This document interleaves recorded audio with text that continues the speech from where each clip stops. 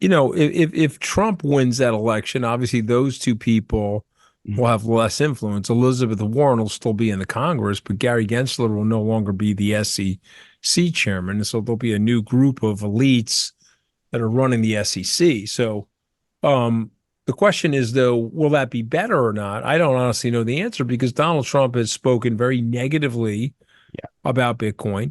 Now, Vivek Ramaswamy has convinced Donald Trump that he should never have a central bank digital currency. So Trump is behind that now. The 2024 U.S. presidential election is on the horizon. Anthony Scaramucci, the CEO of Skybridge Capital, has made a substantial forecast for the future of Bitcoin after the 2024 presidential election. The 2024 elections will likely see intense debates over the future direction of the U.S. and global economies, with digital currencies playing a pivotal role. According to Stand With Crypto's data, 18 senators stand with crypto. A total of 30 senators remain in opposition.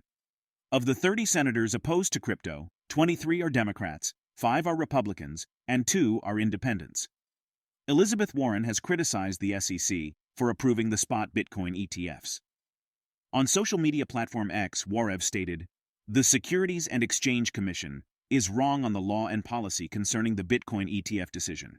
If the SEC will let crypto burrow even deeper into our financial system, it's more urgent than ever that crypto follow basic anti-money laundering rules." According to Scaramucci, there is no guarantee that a Republican victory would be more favorable for the crypto world. It might lead to adverse consequences instead. Looking to the horizon, Scaramucci propounds a robust prediction for Bitcoin's long-term valuation. He suggests that there is speculation regarding the potential for Bitcoin to exceed the $69,000 mark by the end of the year. During a conversation with Scott Melker, Scaramucci elaborated on the timeline of his forecast. He envisions that around 18 months after the halving, the value of Bitcoin will have quadrupled, reaching $170,000. Let's delve into the video to explore these insights further. Before we begin, consider subscribing to the channel and hitting the bell icon to stay updated with the latest content.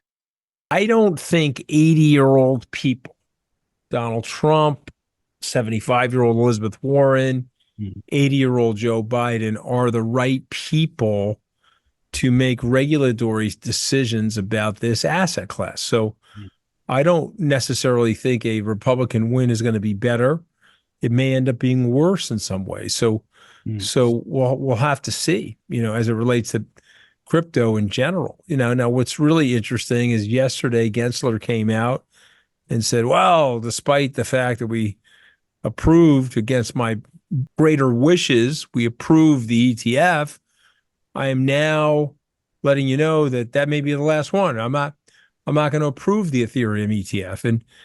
And look, there'll be lawsuits about the Ethereum ETF, but I'll just give you his brand of thinking. If he approves the ETF, then every one of those pillows behind you is going to get an ETF, and I don't think he wants that. And so, we can argue about it, but I mean, and he could lose the court cases, but that doesn't mean he doesn't have tricks up his sleeve to delay this stuff. That Bitcoin ETF should have been approved in 2014. Yeah. And it would have saved retail investors. It created the grayscale debacle with the 2% fees and the discount and the surplus and all that stuff that happened to the grayscale Bitcoin trust because it wasn't an ETF. All of that stuff could have been avoided, but we're not in it anymore for protecting the investor. We're not in it anymore for advancing financial innovation. We're in it for politics. And that really sucks for the country because I have met with people from around the world, particularly those in the UAE. I've met with regulators, and the regulators say, yeah, no, our politicians and our ruler is agnostic to our regulatory process. If it's good for the country and it's safe and sound and it's transparent, we're good. There's nobody calling, jawboning, I woke up this morning, don't like crypto, let's ban Bitcoin in a country that has 22% of the world's GDP.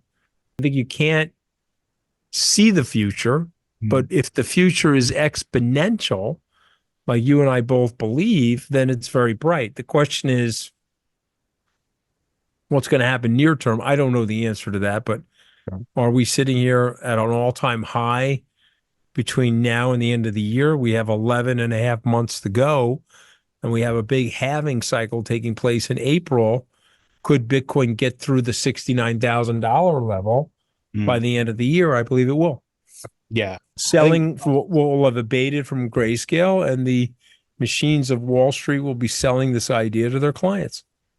The crypto world is buzzing about a bold statement made by JP Morgan CEO Jamie Dimon. Jamie Dimon is known as a significant Bitcoin critic. Dimon continued his criticism of Bitcoin, saying, "It does nothing.